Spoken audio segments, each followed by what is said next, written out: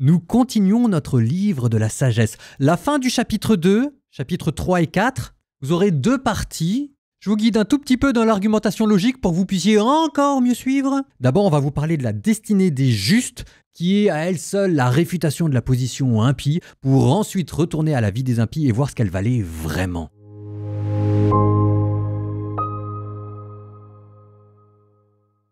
C'est ainsi que raisonnent ces gens-là, mais ils s'égarent. Leur méchanceté les a rendus aveugles. Ils ne connaissent pas les secrets de Dieu. Ils n'espèrent pas que la sainteté puisse être récompensée.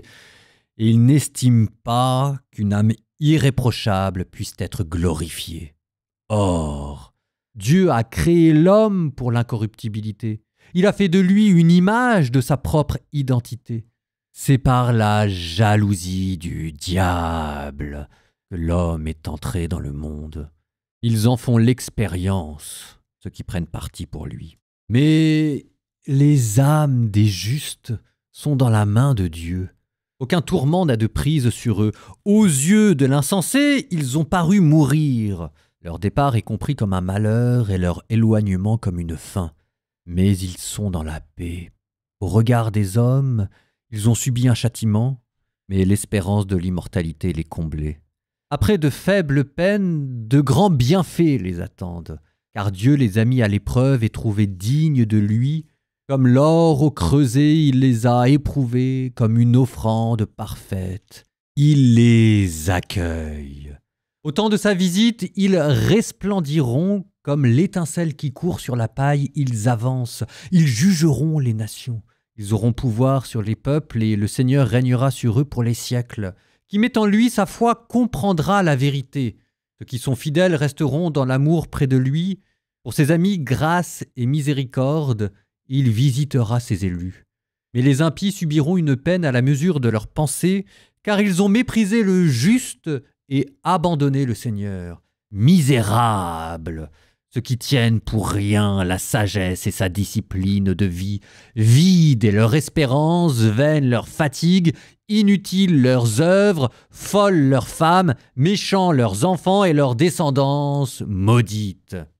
Heureuse la femme stérile, si elle est sans souillure et n'a pas connu d'union coupable, elle aura son fruit lorsque les âmes seront visitées. Heureux aussi l'eunuque dont la main n'a pas fait de mal, et qui n'a pas nourri de ressentiment contre le Seigneur. Une faveur spéciale lui sera accordée pour sa fidélité, et dans le temple du Seigneur, il aura une part très douce à son cœur. Les efforts vertueux produisent un fruit de renommée. Ce qui s'enracine dans la sagesse ne peut manquer son but, mais les fruits de l'infidélité ne parviendront pas à maturité. La descendance d'une union illégitime disparaîtra. Même s'ils vivent longtemps, ils seront comptés pour rien, et pour finir, on méprisera leur vieillesse. S'ils meurent tôt, ils n'auront ni espérance ni consolation au jour du verdict.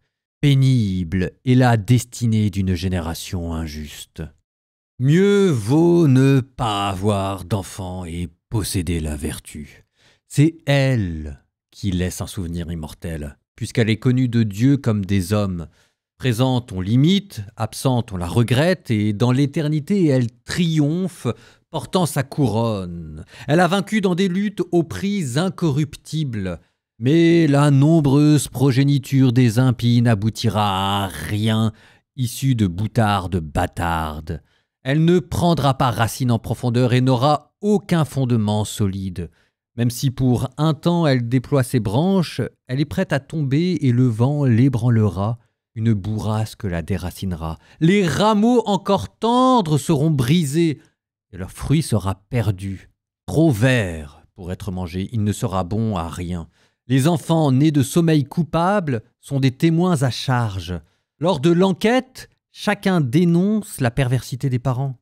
Au contraire, même s'il meurt avant l'âge, le juste trouvera le repos. La dignité du vieillard ne tient pas au grand âge. Elle ne se mesure pas au nombre des années.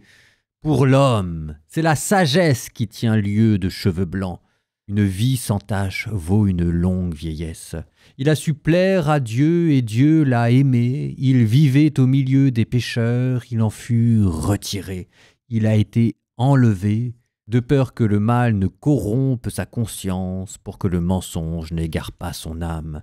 Car la fascination du mal fait perdre de vue le bien. Le tourbillon de la convoitise trouble un esprit sans malice. Arrivé au but en peu de temps, il a parcouru tous les âges de la vie. Parce qu'il plaisait au Seigneur, celui-ci, sans attendre, l'a retiré d'un monde mauvais. Les gens voient cela sans comprendre. Il ne leur vient pas à l'esprit que c'est Dieu qui accorde à ses élus grâce et miséricorde et qu'il intervient pour ceux qui lui sont fidèles.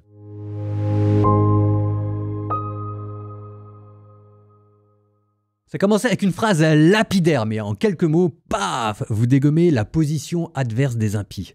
Ainsi résonne-t-il, mais ils s'égarent, point à la ligne, leur méchanceté les aveugle. Typiquement, ça vous ferait attention parce que malgré les apparences, c'est beaucoup plus subtil que ça n'en a l'air. C'est pas le plaisir de bâcher au passage les impies, c'est de voir d'où procède le mal. Alors ça, c'est très subtil. La pensée grecque vous dit que le mal procède d'une ignorance, on fait le mal parce qu'on l'ignore. La pensée hébraïque vous dit que le mal provient de votre volonté. On fait le mal parce que vous l'avez choisi. L'ignorance est voulue, c'est un endurcissement de cœur. Qui fait que ça déplace quand même la conversation. Parce que là, on est en train de discuter avec les impies. Mais quelqu'un qui a choisi de faire le mal, vous ne pouvez pas discuter avec lui. C'est pas idée contre idée, argument contre argument. C'est posture contre posture. Vous êtes tout de suite dans un rapport de force. Et cette autre posture, ce sont les justes dont l'auteur va décrire les lettres de noblesse.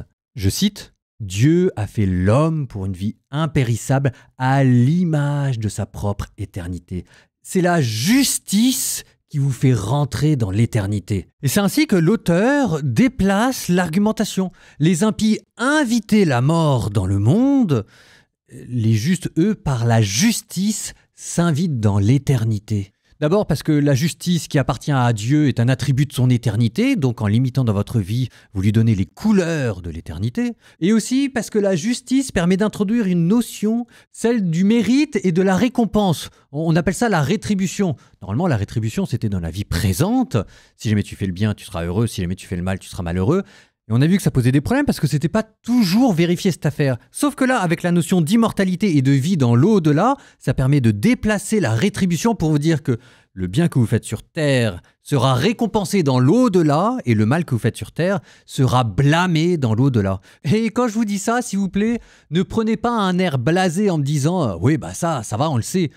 Si vous regardez bien, c'est la première fois que je vous le dis dans tout l'Ancien Testament. Hein. Donc ça vous montre toute la révolution qui est en train de s'opérer dans ce livre. Hein. Verset 15, « Les justes vivront pour toujours, leur récompense est auprès du Seigneur. » On a l'impression d'entendre du Saint Paul, « J'ai parcouru la course, j'ai mené à terme mon combat, il ne me reste plus qu'à recevoir la couronne impérissable. » Alors, cette idée de récompense après la mort ici est juste introduite. Maintenant, il faudrait voir comment ça s'articule avec la notion de jugement, de foi, d'œuvre, etc.